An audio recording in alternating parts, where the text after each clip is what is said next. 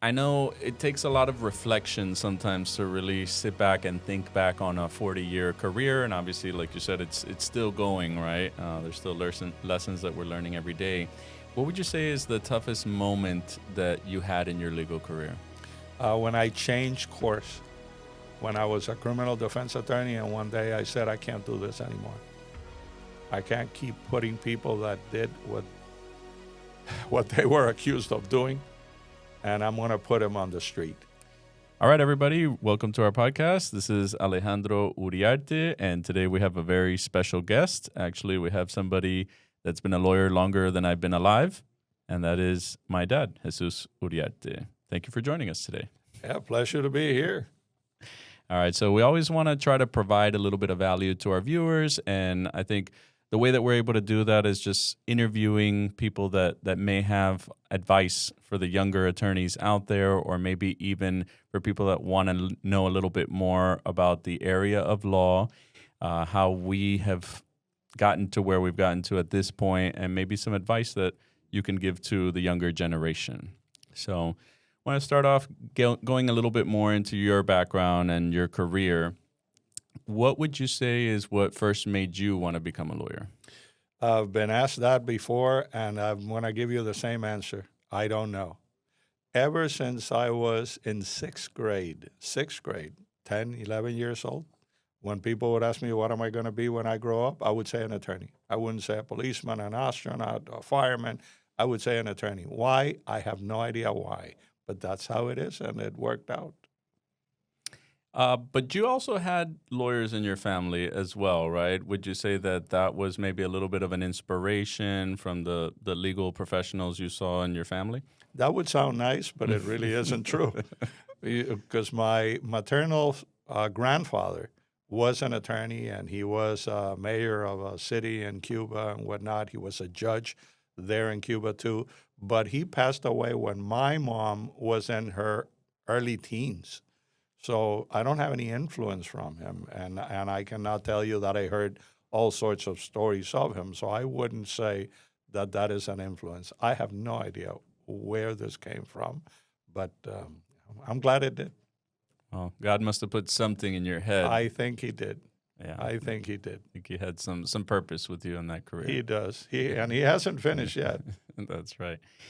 Now, a lot of people have this kind of thing in their mind as they think that law is going to be a certain way. Would you say that it ended up being how you pictured it, being a lawyer?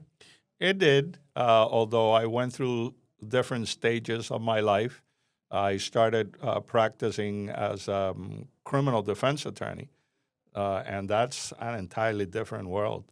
The people that you hang around with, the people that you have in your office, you even go to lunch with them. It's really like the movies type of thing. Those good fellas, that's for real. And that's exciting. And it's exciting to be in court just almost every day and having stuff that is really critical, because your liberty is as critical as anything. I guess maybe even more than your life. But it was really interesting stage of my life, but then I had to move on from there. And so I know a lot of people kind of imagine too what starting their legal career would look like. And, a lot of people will tell you that in law school, you don't really get a good idea of what it's like to be a lawyer, and you don't really learn a lot about the actual laws that the state of Florida has, for example, or, any classes on how to actually practice as an attorney or run your own law firm. What would you say was the hardest part of starting your legal career? Seeing how everything worked, not from a chalkboard or not in front of a judge, how to set up phone equipment. Understand that I was practicing when a lot of the stuff that you have grown up using and that you probably wouldn't even know how to practice without it. In our time, that wasn't even in the cards. So it was a much different time than today. Phone system, my first computer, a computer that I could actually type and my secretary could type, but it could actually type by itself. And we would be amazed at seeing that thing type at a speed of like a mile and a half per hour. Today we would be throwing it into the garbage can, but back then it was just amazing. So just getting the practical stuff set up, bank accounts, signatures, um, uh, how to communicate the banks, and how do you get paid, and how do you pay, and the practical stuff. I didn't get any of that in law school, none of it. Now, I know the legal profession has changed a lot, of course, since then. What do you believe was your biggest challenge in starting your law practice back then? Getting clients, frankly. I had the knowledge, but I used to work at a firm, and the firm had clients. When I decided to go on my own, I had no clients. I had one client that came with me from the old law firm, so to speak, which I didn't want to do. I told everybody I'm leaving, but I don't want to. But several, one in particular said, if you're leaving, I'm leaving with you. I'm not staying behind. You're my attorney. I'm following you. And I was his attorney for many years until he passed away.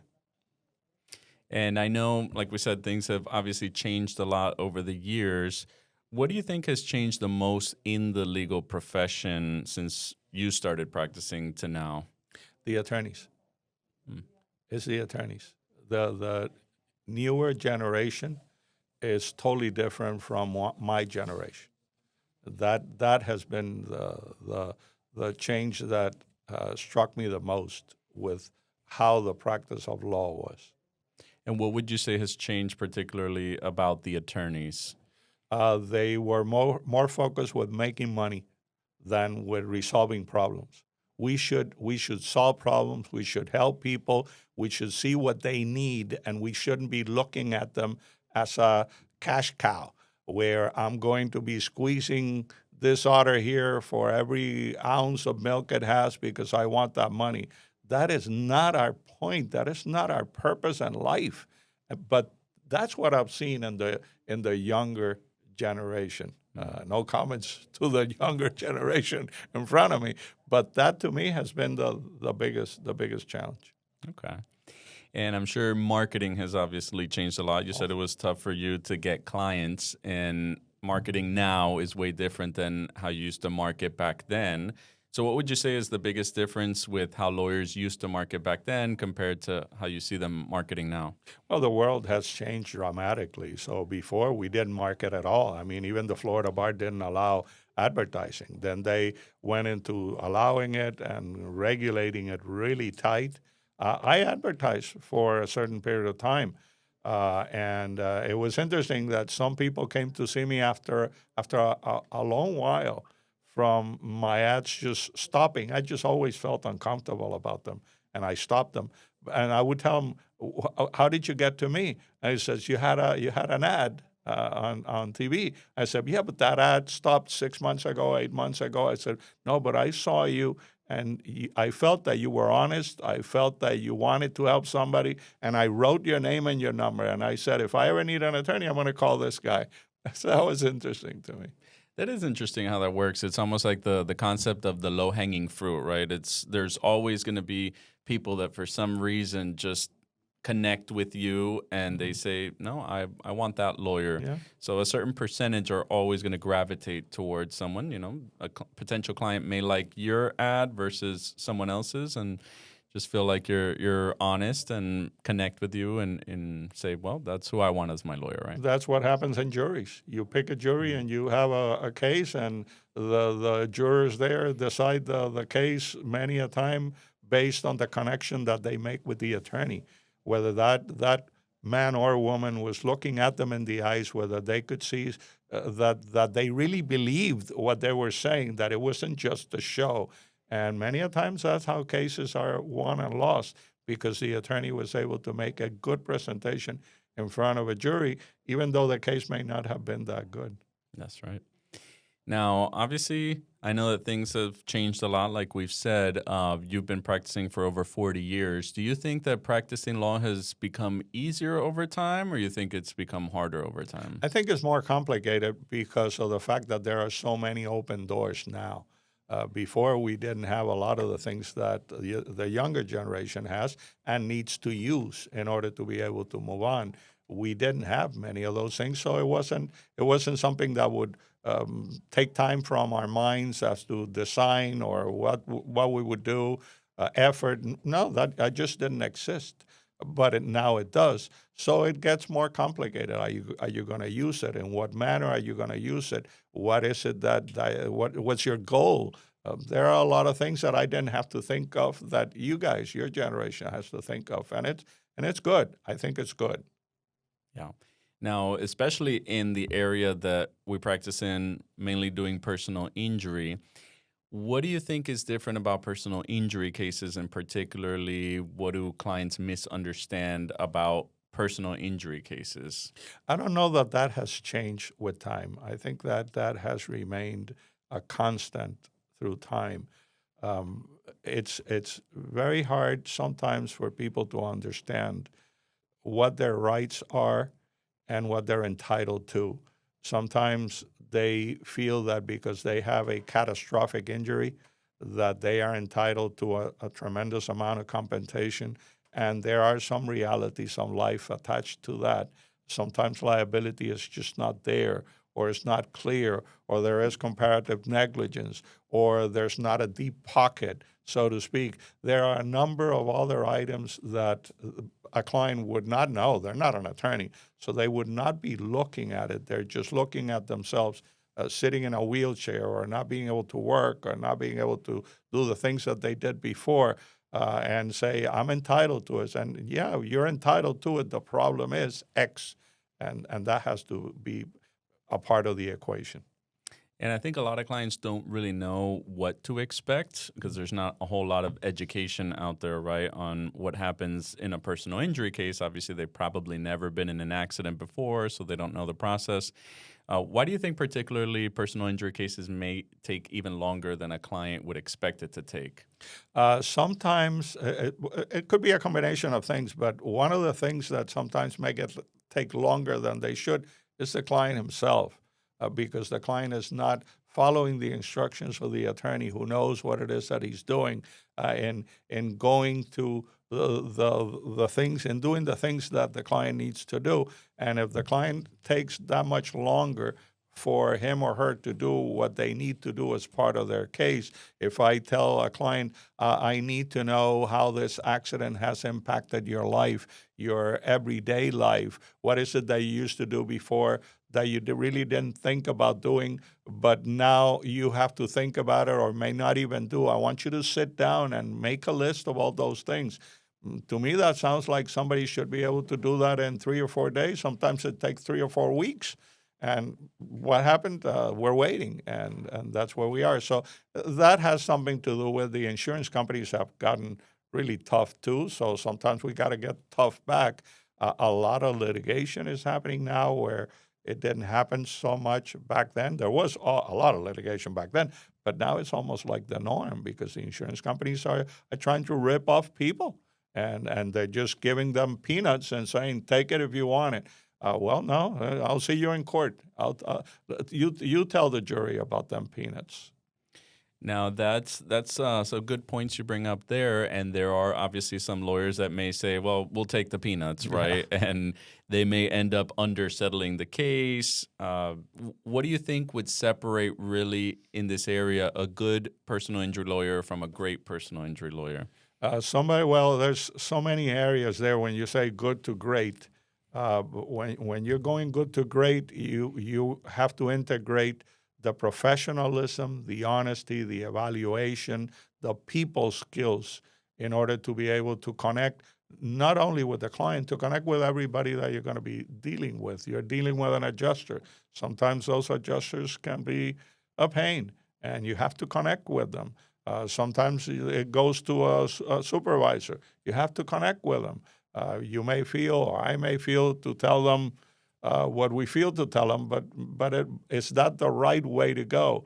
Sometimes it's better to develop a rapport with them and with the client too, so that they get to feel as to what's happening with the case, that they're not a number, that they're not a file in a humongous office that has, I don't know, 1,500 files a week, and who are you? I don't even know who you are. Yeah, you want to be in a firm that's solid and that is not in a closet somewhere, but you probably don't want to be in an office where you're just a number, where somebody knows you. They know who you are. They know what your case is about. They know what it is that they're trying to do for you. The client needs to look for that. And as an attorney, you need to be able to make the client understand that that's what you're doing. You're really doing. It's not a show. It's for real. Yeah. Now, kind of piggybacking off of that, what advice would you give to a potential client that's looking to hire a personal injury lawyer? What are some things that they should be looking out for? Experience is one. Track record is another. Professionalism, honesty.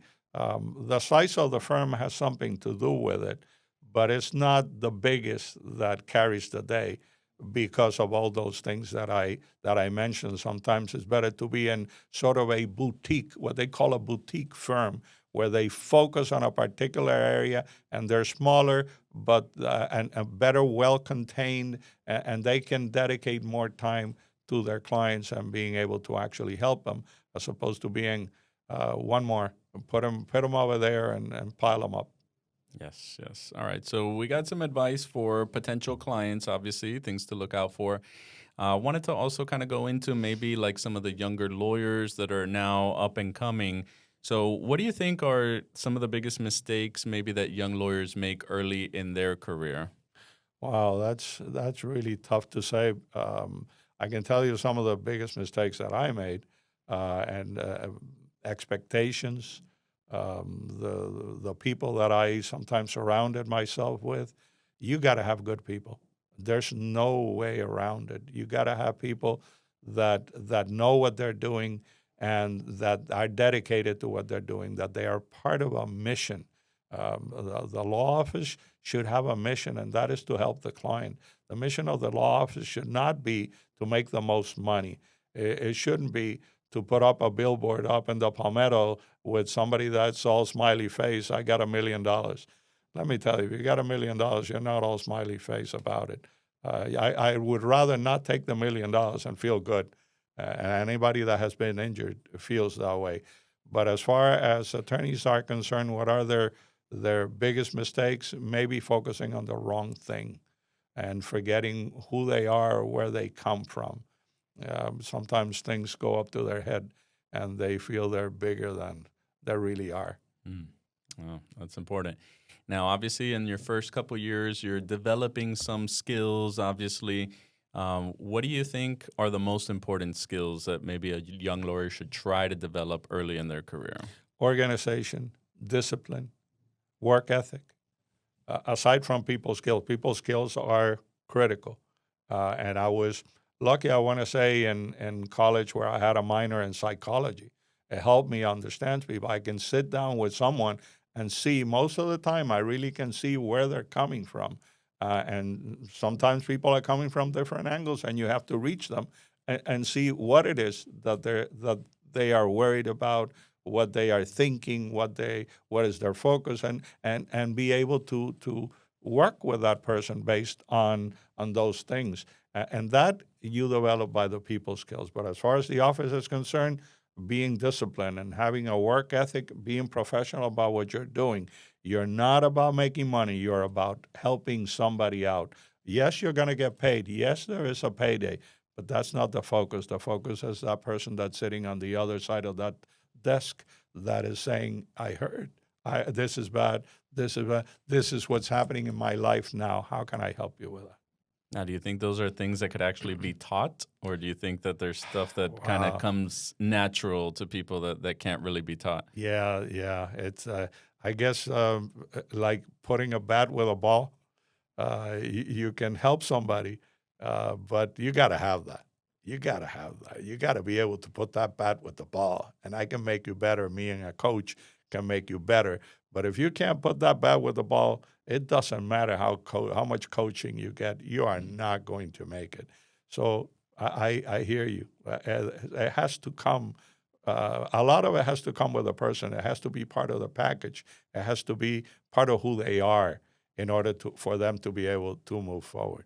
And on top of that, it's like they gotta want it, right? They have to have that passion, that drive, that motivation, and then trying to figure out what actually motivates them anyway, right? They have to be able to maybe find some purpose.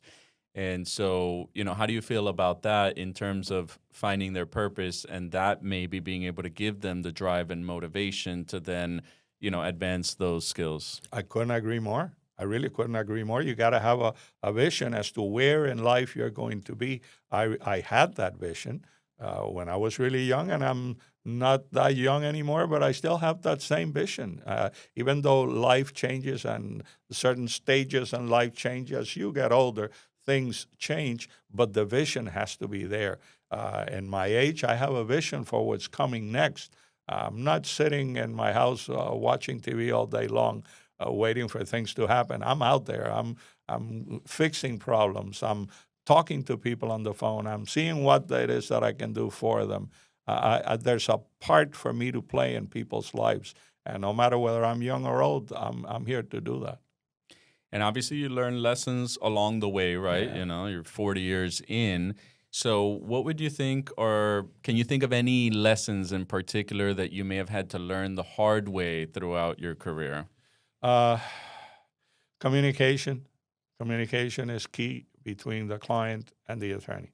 I have found that most of the problems between an attorney and a client is because they didn't understand each other, which is something that I found out a long time ago, and now and for quite some time, I tell people what I think, not necessarily what they want to hear.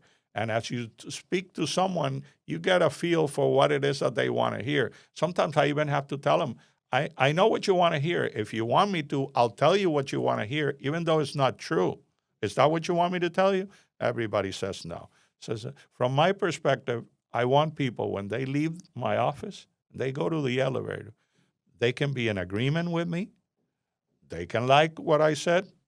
Maybe not in agreement. Maybe they didn't like it, but I cannot allow those people to get to the elevator and say, I wonder what the attorney meant when he said. They have to know communication is key. Absolutely. And I know it takes a lot of reflection sometimes to really sit back and think back on a 40-year career. And obviously, like you said, it's still going, right? There's still lessons that we're learning every day. What would you say is the toughest moment that you had in your legal career? When I changed course, when I was a criminal defense attorney, and one day I said, I can't do this anymore. I can't keep putting people that did what they were accused of doing, and I'm going to put them on the street. And at one point in time, I said, I can't. It was what I called the crisis of conscience moment. I said, I can't keep doing this anymore. And I had to go 180 degrees from where I was. And I had a clientele. I had a really good practice. I was in the process of having a house built. A lot of money needed to go into that project. It was a pyramid. 200,000 people working for 20 years and nothing happens. But they eat a lot of money. And I said, no, my conscience is not allowing me to keep doing this. I have to change. That was very tough, very tough. I had to go into fields that I didn't know anything about. And I had to start learning like if I had gotten out of law school. That was tough. I can imagine that, probably at that point, like reflecting and thinking, okay, who am I? What am I trying to achieve? What is my identity? What is it that I want, right? And how does all that translate into my legal career, right? That could be sometimes hard to reconcile, no? Well, the goals and the focus switches dramatically. I'm trying to keep somebody out of jail, whether they did what they were accused of or not. That's my point. And if a criminal defense attorney doesn't have that as his focus, he should go do something else. Here goes one that says, I got to go do something else. I can't keep putting people on the street. People that committed murder, people that dealt with drugs, people that did all sorts of things. Really interesting stories. It's the same thing you see on the movies. But no, I can't keep doing this. I couldn't live with myself. So big change. And I was going to ask a little bit about the advice that you would give to somebody that wanted to start their legal career, but it almost seems like we're kind of answering that already, right? They need to kind of find their purpose, right? Find their why. Why am I doing this? And kind of like self-reflect on their identity and how they want that to translate into their business, how their business is going to be a reflection of them as a person too, right? Sometimes the practice drives the attorney, meaning you get out of law school and the job that you got is in, let's say, medical malpractice, but you don't like that. You're not into medicine. You don't like to be talking about those issues, but here they are. That's the cases, and that's your work. Look for something that you want to do. Look for something that when you wake up in the morning, you don't say, oh, man, I have to go listen to this person who got this, that, and that other problem. Oh, I don't want to do that. I don't want to see the video of this. I don't want to I don't want to depose a nurse or a doctor. I don't want to do that, but I have to. No. When you get up in the morning, you got to say, I want to go to work. I'm looking forward to going to work. And I cannot tell you that every single day it's going to be peaches and cream. But overall, when you get up in the morning, what I didn't want to do is I didn't want to say, Chucks, I sure don't want to go to work just about every day. No, I want to say, let's go. I'm dying to get to the office. Let's go. I want to get this done. I want to get that done. I want to get this problem solved. Problem solvers. Let's go. Let's do it. That's right.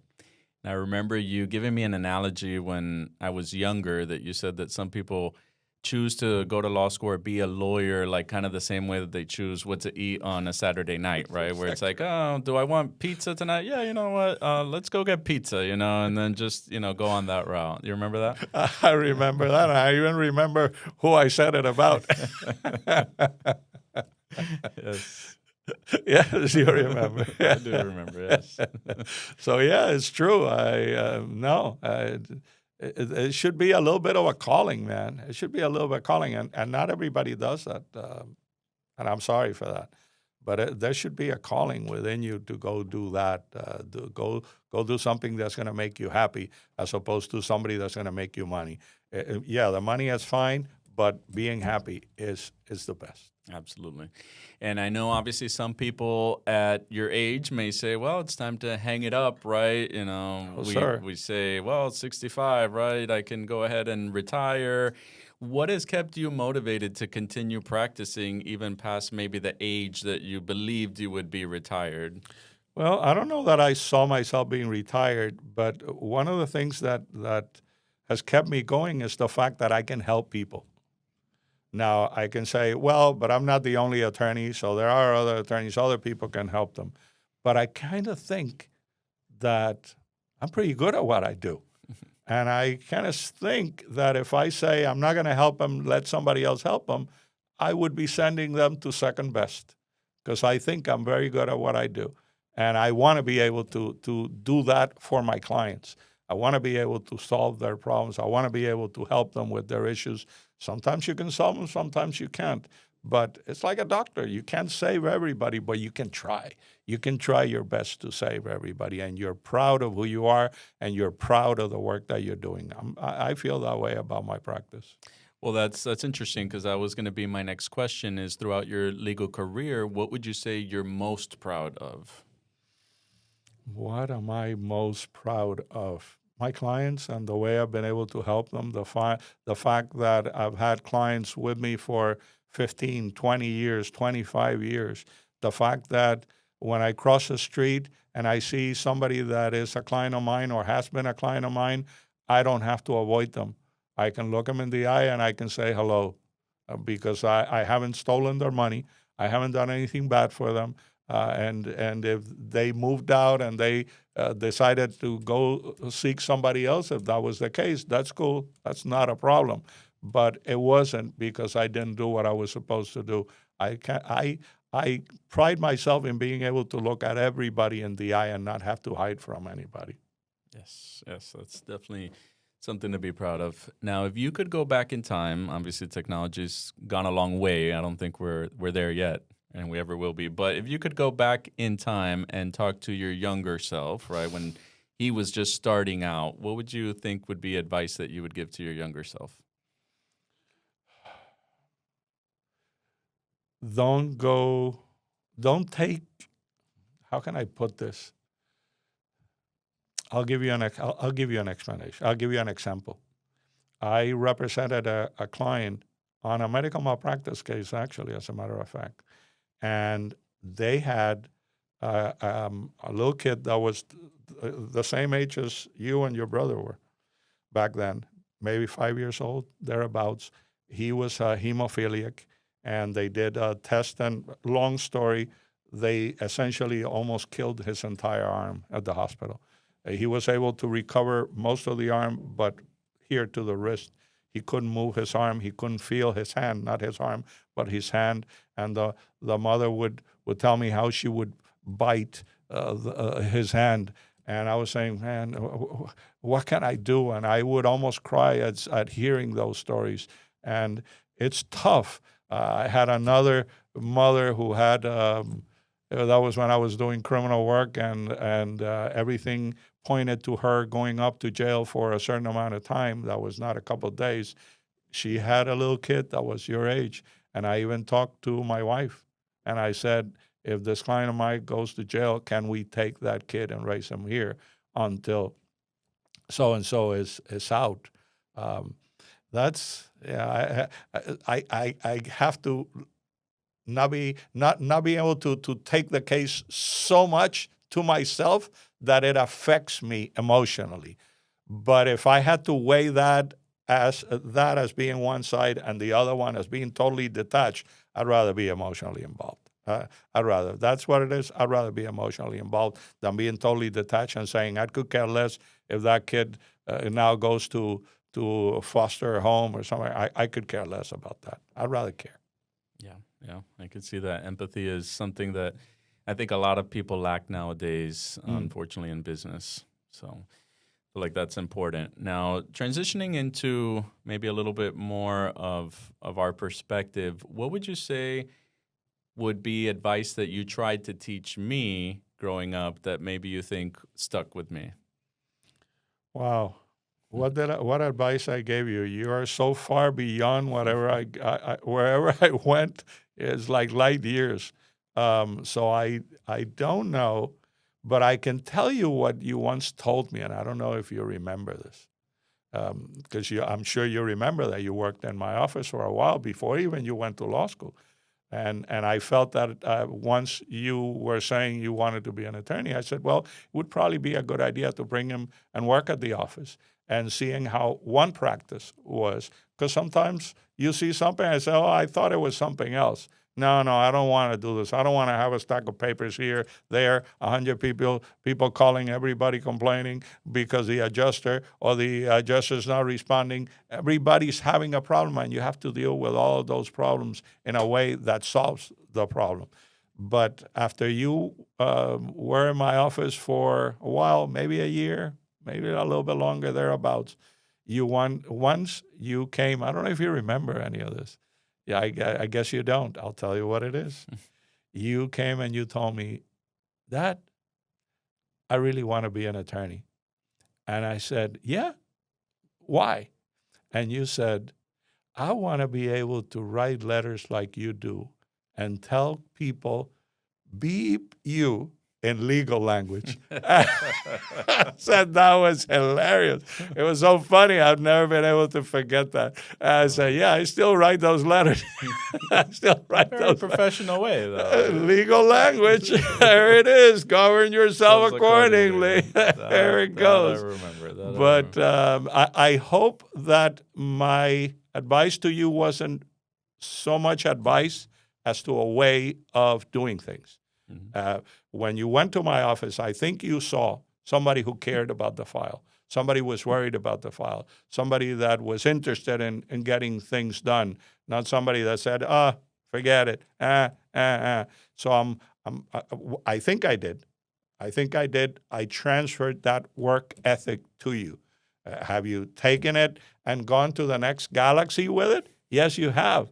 But I think that's what you saw in that year or so that you worked there, somebody that wasn't there just to make a buck, somebody that cared about the file. Absolutely, yeah. And I remember there were tidbits that I still remember to this day that I could say have always kind of stuck with me. And so just a funny example, just one that came to my head. I mean, I was at your office working there, and a fax came in, and it said like some incredible deal. Like I don't remember what it was, but it was like I looked at it and I'm like, wow, this is incredible, you know. And I remember taking it to you and being like, Dad, look at this incredible deal. And you told me, son, usually in life, if it's too good, if it looks too good to be true, it probably is. And I was like, wow, yeah, you're right. And I threw it in the garbage. Too good to be true. It probably isn't. That's right. Yeah. So that always stuck with me.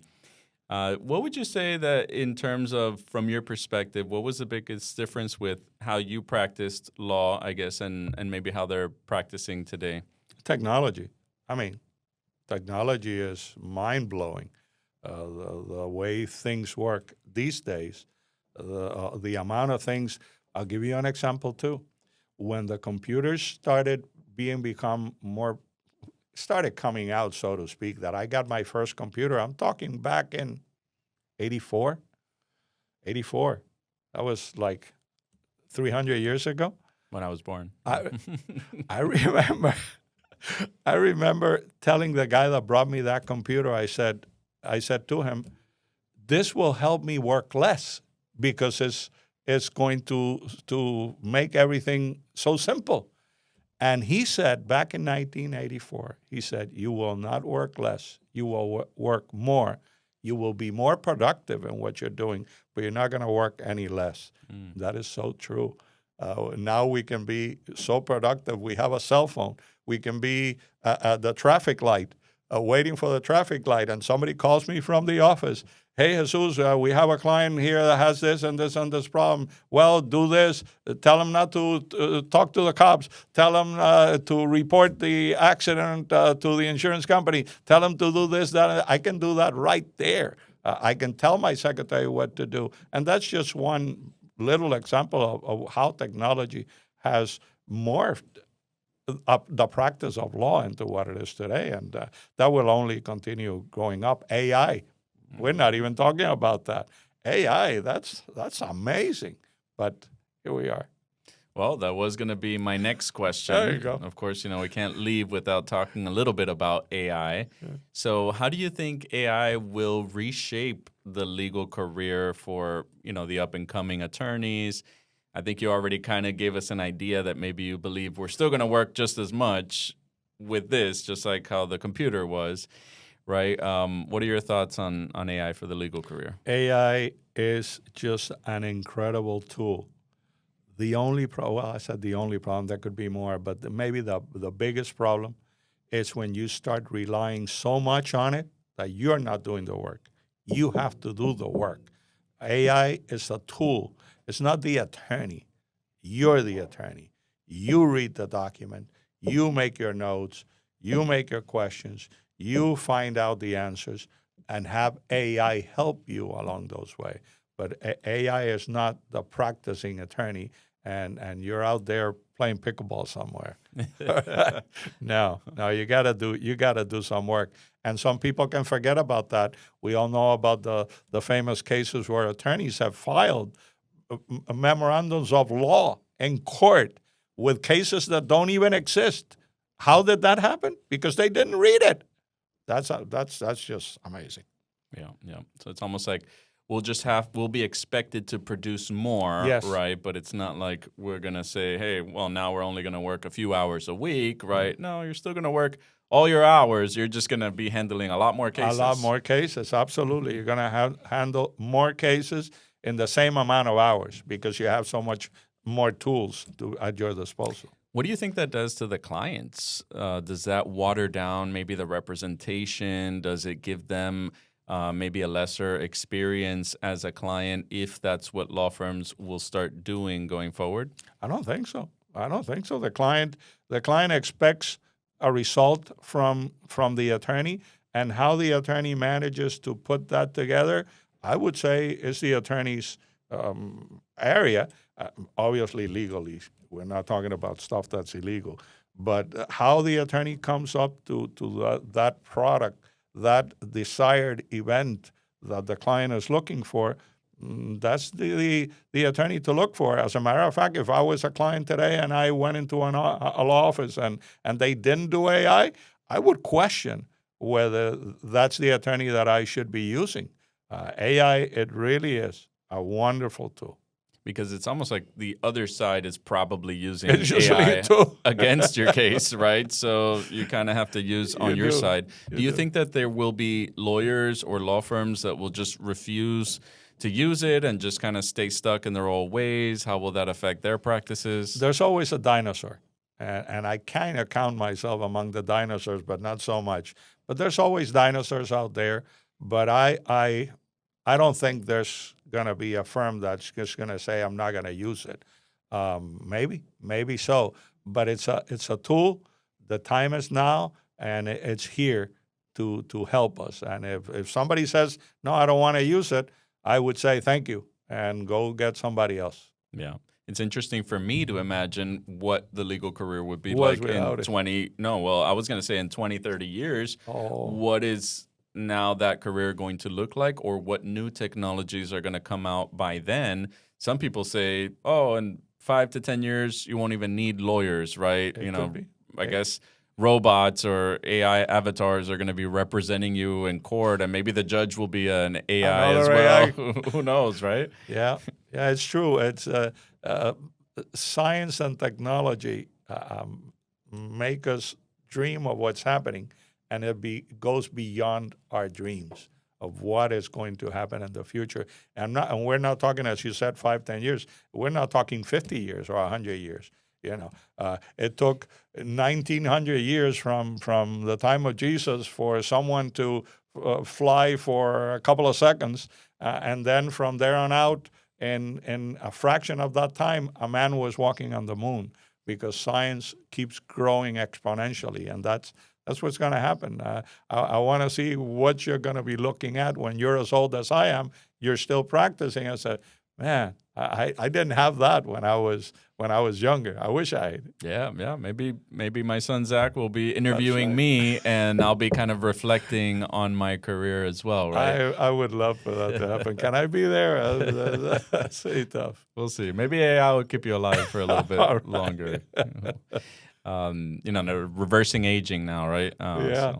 But thinking about that in terms of legacy, right? What do you hope that your legacy will be or has been as a lawyer? He was somebody who cared for me, and he was professional in what he did. He was qualified, he was focused, he was honest, and he cared about me as a client. And if somebody were to say that of me as I am being laid to rest, I think if I could hear it, which I won't, but if I could hear it, I'd be happy. I'd be happy to hear that. Yeah. And we talk a lot about purpose on this podcast, so I kind of wanted to get your reflections on that as well. Like, if there is somebody out there that's kind of stuck and doesn't really feel like they have purpose, what advice would you give to them in terms of how they can try to find their purpose? Wow, that is a really tough question, because the problem that caused that lack of purpose is the one that needs to be attacked, as opposed to giving you a purpose. Why do you not have a purpose? What happened to you? What trauma happened in your life that you didn't have a relationship with your parents? Did you have a bad relationship with your parents? Were you molested? Were you abused? There's something behind. So what I would say is that somebody would have to look internally to see why they don't have a purpose in life, because there's something that caused that. I think internally we all have a purpose for whatever it is, but we all have a purpose. And if I don't have that, there's something that is suppressing that. And for me just to look to give you a purpose is not dealing with the problem. I'm just giving somebody the aspirin to deal with the headache. That headache is being caused by something else, high blood pressure, blah, blah, blah. And the aspirin is just going to take away the symptom, not the sickness. So I would tell that person, take a look inside of you and see what it is that you see and why it is that you don't have a purpose, that you feel you don't have a purpose. You certainly do. You have a purpose, and we all need to find that purpose. But what's wrong? There's something deeper that needs to be addressed. And if they address it, they not only will they be able to get their purpose, they'll be able to move on in life and be a productive citizen of society. And maybe some people have never even thought about that, right? They've never thought about, what is my purpose? Why do I exist? Why am I doing this, right? What is the meaning behind everything that I'm doing? And maybe they thought it was just to make money, right? And that's their purpose, though. That's the purpose. The purpose is to make money. It's the wrong purpose, but it's the purpose. That's the purpose, to make money. Or what they mistakenly believe to be their purpose, right? But sometimes reevaluation can maybe cause them to think a little bit deeper and think, well, okay, that maybe not is what my true purpose is. And sometimes that reflection can go a long way in having that moment where you change your career completely, as you did, right? Yeah. So that could be our hope, at least to our viewers, is maybe do a little bit of reflection. And of course, just making sure that everything that we do obviously is for purpose and for, the legacy that we want to have 40 years from now when we're sitting at the table and being able to say we did the right work. Yeah. I get it. So that you can sit with Zach and Isabella one day and say, I'm proud of who you are, the same way that I can say I'm proud of who my children are. Very proud of them. And I only hope that you can say the same thing about yours. Yes, I hope so too. So then I'll feel like I made it, right? That's right. I made it. You got that right. I made it. Yeah. All right. So with that, we'll conclude the podcast. Thank you to all of our viewers for joining us. If you enjoyed this, of course, feel free to like and subscribe for more future podcasts.